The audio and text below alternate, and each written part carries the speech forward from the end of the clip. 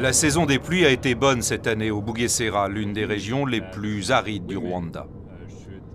Nous sommes aux côtés de Paul Kagame, qui aime arpenter son pays au volant de sa Range Rover blindée. Car le président rwandais, l'homme fort du pays depuis le génocide de 1994, n'aime pas être à l'arrière des limousines.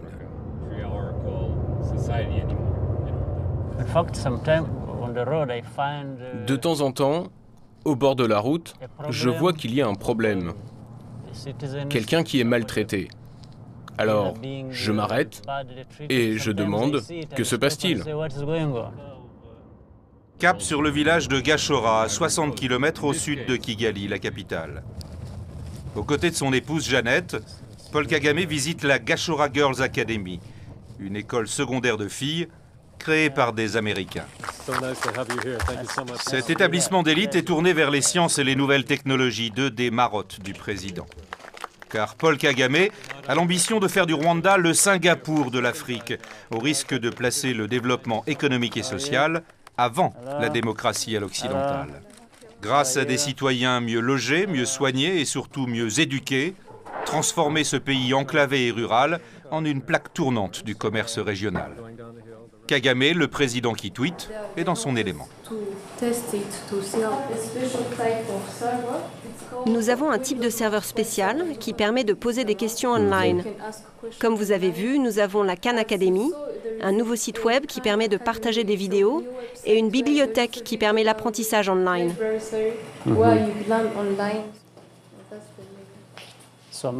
Donc Microsoft vous a aidé pour certains aspects.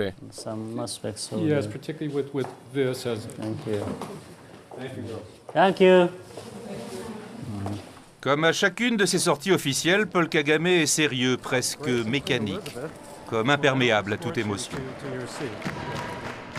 Mais au fur et à mesure d'une séance de questions-réponses, un autre homme se dévoile.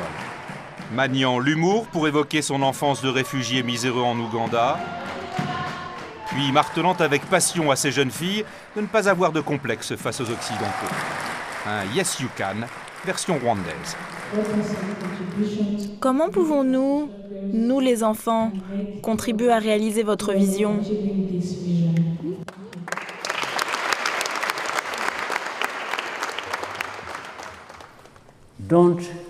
Surtout, ne gâchez aucune opportunité.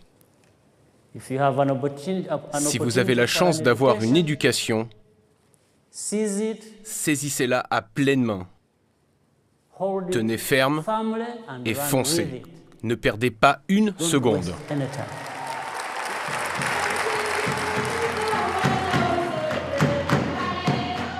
Paul Kagame s'affiche comme un féministe convaincu. Sa fierté, la majorité des parlementaires ainsi que de nombreux ministres au Rwanda sont des femmes. Nous devons accorder aux femmes leurs droits. Et nous devons faire d'elles une part entière de notre nation et qu'elles participent au développement de notre pays. Kagame veut avant tout se tourner vers l'avenir. Mais toutes les routes du pays le ramènent inévitablement aux 800 000 morts du génocide. Ici à Nyamata, 11 000 Tutsis réfugiés ont été tués à la grenade et à la machette par des miliciens Hutus. Tout s'est passé dans l'enceinte de cette église, transformée depuis en mémorial. Des charniers, Kagame en a vu beaucoup lorsqu'il menait la guérilla du Front patriotique rwandais. Jusqu'au jour où il a demandé à ses combattants d'arrêter de lui montrer des cadavres mutilés, pour casser le cycle infernal de la revanche. Parfois, il découvrait un endroit derrière une colline, dans une bananeraie comme celle-là par exemple. Il trouvait tellement de cadavres et des blessés qui se tordaient encore de douleur. Il m'avertissait et m'emmenait voir. Puis j'ai décidé d'éviter ces lieux au fur et à mesure de la guerre, pour que cela n'affecte plus mes émotions et au final, mon jugement.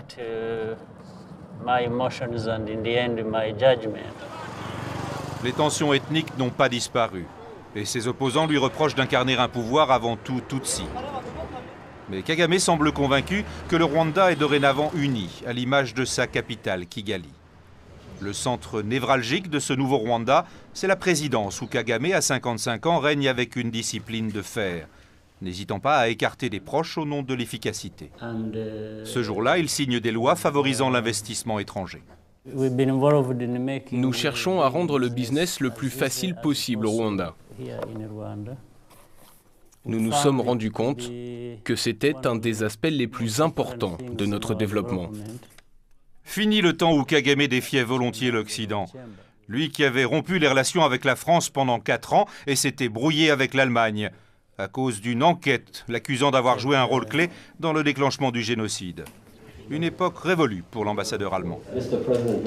Monsieur le Président, lorsque nous nous sommes rencontrés pour la première fois, vous parliez d'une anicroche dans nos relations. Grâce aux efforts de chacun, c'est comme quand vous avez une éraflure sur votre voiture et que vous l'emmenez chez le garagiste. Vous allez la chercher et elle a l'air plus neuve qu'avant. C'est vrai. Je suis très content des progrès effectués depuis ces petits problèmes.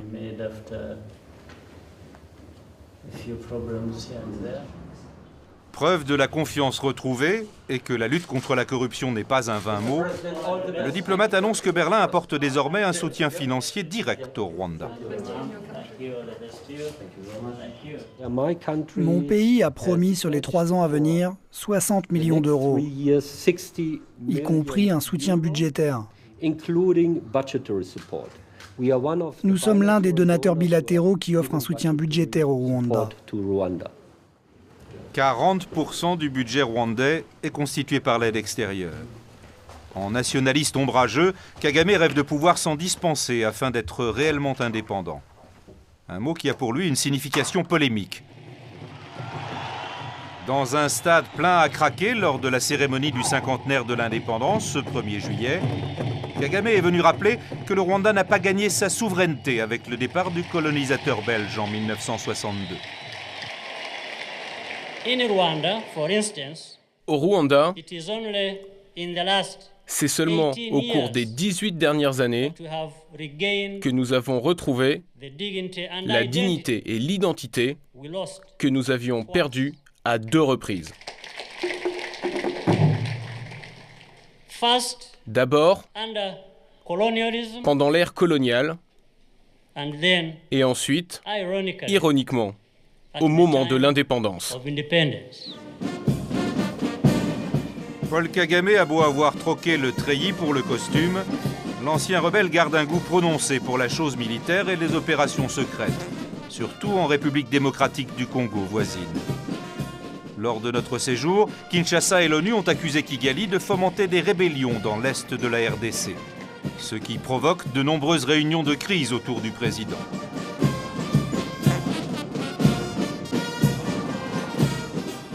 Ce parfum de polémique donnera lieu à un échange animé. Lors d'un tour du propriétaire informel de sa résidence officielle et au détour d'une question sur les risques d'implosion de la RDC, Paul Kagame se départit de son calme habituel. Je ne sais pas et je m'en fiche. N'en faites pas mon problème, s'il vous plaît. Faites-en un problème congolais ou un problème de la communauté internationale. On ne devrait pas me poser des questions tout le temps sur le Congo. Allez, parlons du Rwanda maintenant, s'il vous plaît. L'autre sujet qui hérisse Paul Kagame, ce sont les Human Rights Watch et autres Amnesty International qui l'accusent de museler la presse et l'opposition, ainsi que les anciens hauts dignitaires de son régime qui l'accusent eux d'être un criminel de guerre. En Afrique, personne n'est populaire avec son peuple. Si vous l'êtes, vous êtes un dictateur.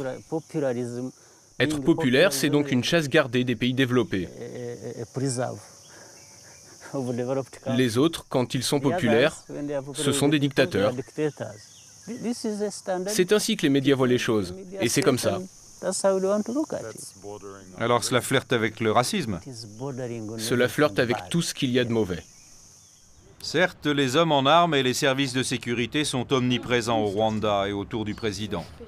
Et ces 90% de suffrages aux élections présidentielles interpellent. Mais Kagame y voit le reflet de l'adhésion et non pas de la peur de la grande majorité des Rwandais, quelle que soit leur ethnie. Paul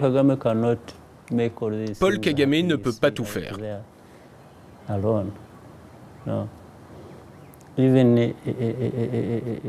Même si au front, c'est un bon général, sans bons combattants, je ne pense pas que vous allez où que ce soit. Et pour Paul Kagame, un bon soldat ne vit pas dans les rancœurs du passé.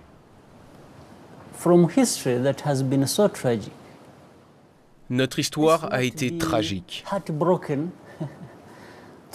Mais n'ayons pas le cœur brisé au point de perdre le futur.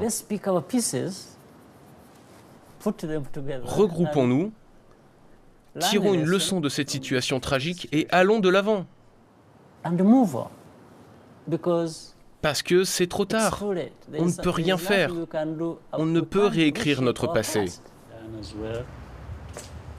Paul Kagame vit par et pour l'action politique, mais il met un point d'honneur à préserver sa vie de famille.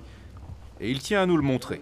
Le président partage autant que possible ses repas avec sa femme et les 2 de leurs 4 enfants restés au pays. Et lorsqu'on lui demande s'il compte bien quitter la vie politique après la fin de son second et en théorie dernier mandat en 2017, il est affirmatif, presque impatient. J'ai un pays désormais, ce que je n'ai jamais eu dans ma vie.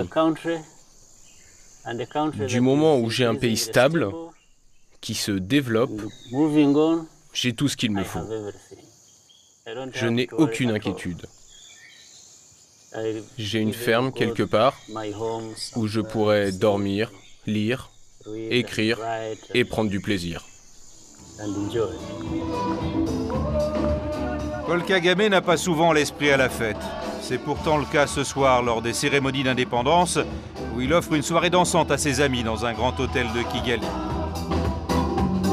Avant de venir, ce fan de football, le club de son cœur est Arsenal, nous confie avoir regardé une mi-temps de la finale de l'Euro. Pour une fois, Paul Kagame enlève son costume de président. Ce soir, des gens sont venus me voir pour me parler de choses officielles.